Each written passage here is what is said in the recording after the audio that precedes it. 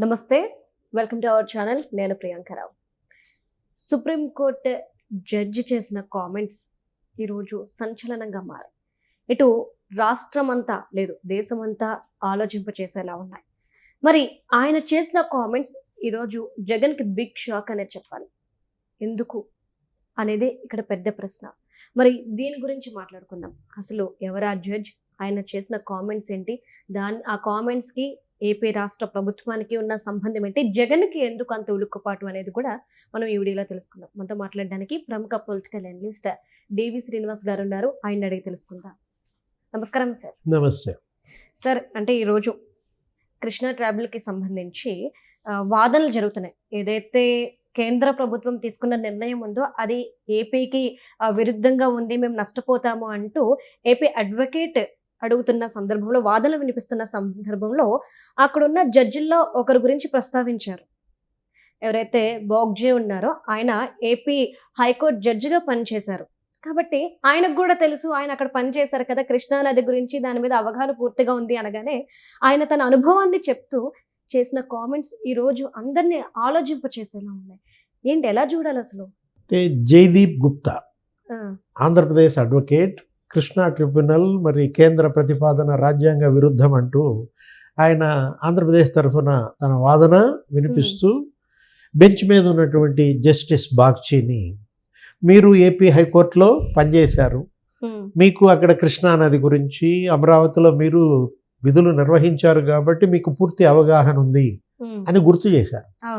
గుర్తు చేయంగానే మరి జస్టిస్ జోయ్ మల్యా బాగ్చి తను మాట్లాడుతూ ఏమన్నారు, అమరావతిలో ఒక 11 నెలలు నేను అక్కడ హైకోర్టు జడ్జిగా పనిచేశాను, చాలా అందమైన కృష్ణా నది, మా విల్లాలు కూడా కృష్ణా ఒడ్డునేనే ఉండేవి, అదృష్టవశాత్తు ఇప్పుడు అక్కడ హైకోర్టు నిర్మాణం శరవేగంగా జరుగుతోంది, హైకోర్టు భారీ భవనాలు పర్మనెంట్ స్ట్రక్చర్ ఇవాళ అక్కడ శరవేగంగా నిర్మాణం జరుగుతోంది అదృష్టవశాత్తు అన్నాడు. అంటే ఇప్పుడు ఆ వ్యాఖ్యలు ఇవాళ జగన్మోహన్ రెడ్డి శిబిరానికి ఒక షాక్. అంటే ఇప్పుడు మీరు అన్నారు రాష్ట్రపతి, ఇప్పుడు ఏది రాష్ట్రంలోనే కాదు దేశవ్యాప్తంగా ఈ వ్యాఖ్యలపై చర్చ అంటే గతంలో మరి ఆ పనులన్నీ ఆగిపోయాయి, పాడుపెట్టారు. ఏది అప్పట్లో మరి 2014-19 మధ్య పర్మనెంట్ స్ట్రక్చర్కి శంకుస్థాపన చేశారు, హైకోర్టు పర్మనెంట్ స్ట్రక్చర్. ఇప్పుడేంటి, ఇప్పుడు జరుగుతోంది అది ఇంటరిమ్ ప్రెమిసెస్. ఆ ఇంటరిమ్ ప్రెమిసెస్ని సివిల్ కోర్టులకి ఇచ్చేసేటట్టు, డిస్ట్రిక్ట్ కోర్టుకి ఇచ్చేసేటట్టు ఇప్పుడున్న హైకోర్టు భవనాలు, దానికి ఒక పర్మనెంట్ స్ట్రక్చర్గా అక్కడ నీకు 1,000 కోట్లతో అక్కడ నిర్మాణం, దానికి పునాదులు తవ్వారు. జగన్మోహన్ రెడ్డి ఏం చేశాడు, కనీసం దాన్ని కంప్లీట్ చేయకుండా కక్ష కట్టి ఒక పగ ప్రతీకార ధోరణితో అమరావతి పైన అతను విషం చిమ్మారు.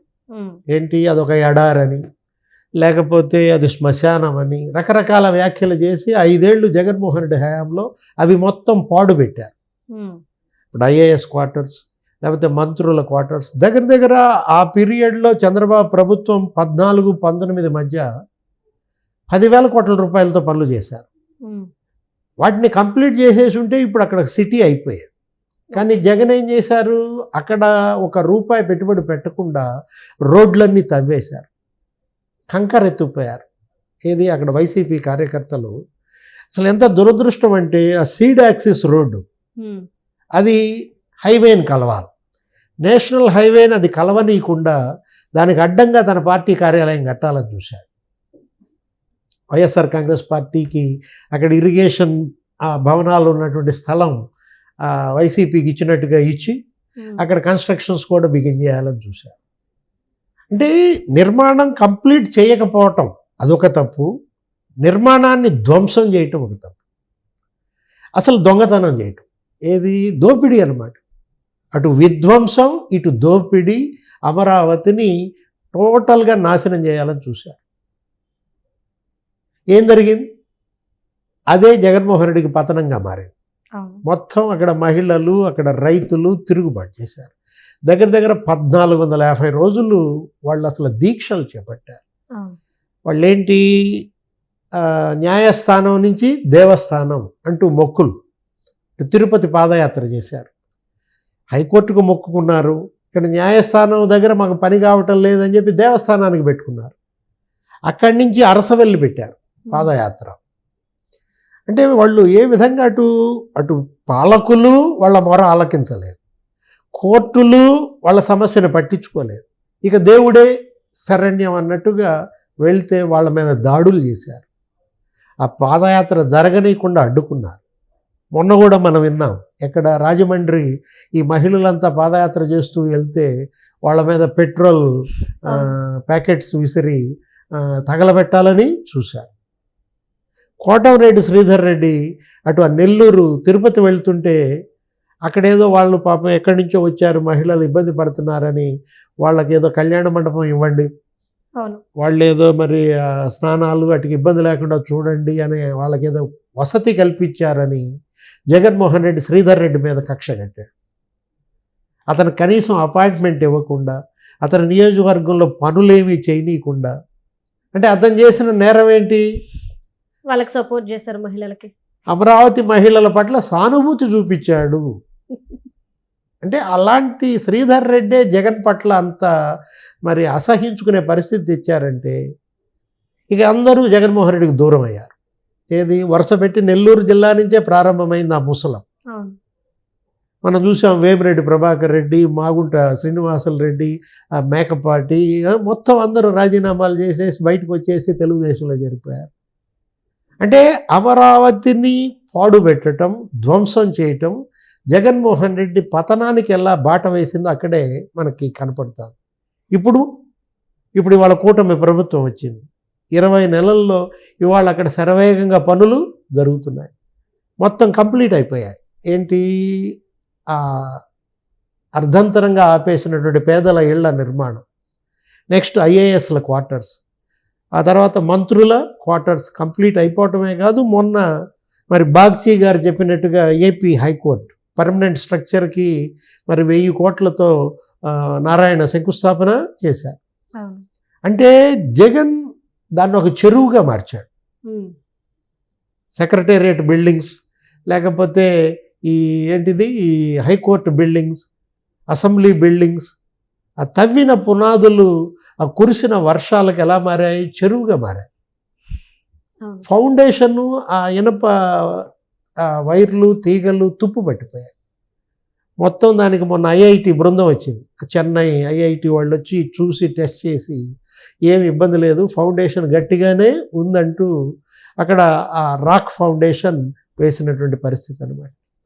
ఇప్పుడు మరి జస్టిస్ బాగ్చీ అన్నట్టుగా అదృష్టవశాత్తు ఇవాళ హైకోర్టు పర్మనెంట్ స్ట్రక్చర్స్, ఏది భారీ భవనాలు అక్కడ మరి నిర్మాణం పూర్తవుతున్నాయంటే ఎవరికి అదృష్టం? ఆంధ్రప్రదేశ్ అదృష్టం అనాలా? అమరావతి అదృష్టం అనాలా? అంటే జగన్మోహన్ రెడ్డి ఓటమే ఆంధ్రప్రదేశ్ అదృష్టమా? ఇది కరెక్ట్ ఐ థింక్.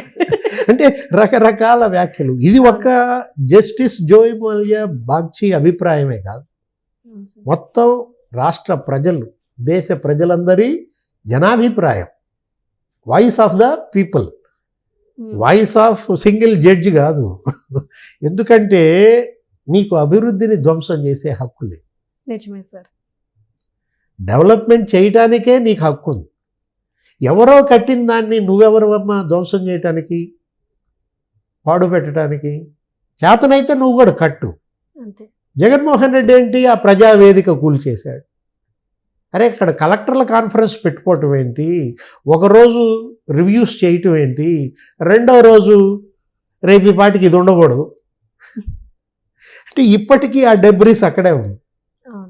అదొక మాన్యుమెంట్ లాగా, ఏది బౌద్ధ స్తూపాల్లాగా జగన్ శిథిలాలు అక్కడ స్తూపం లాగా పెట్టారు. అంటే ఏంటి? వచ్చేవాళ్ళు వెళ్ళేవాళ్ళు. ఇక్కడ ఒక పాలకుడు వచ్చాడు, అతని పేరు జగన్మోహన్ రెడ్డి. ఈ ప్రజావేదిక, ఈ శిథిలం, ఈ శైథిల్యం అతని గుర్తు అన్నట్టుగా.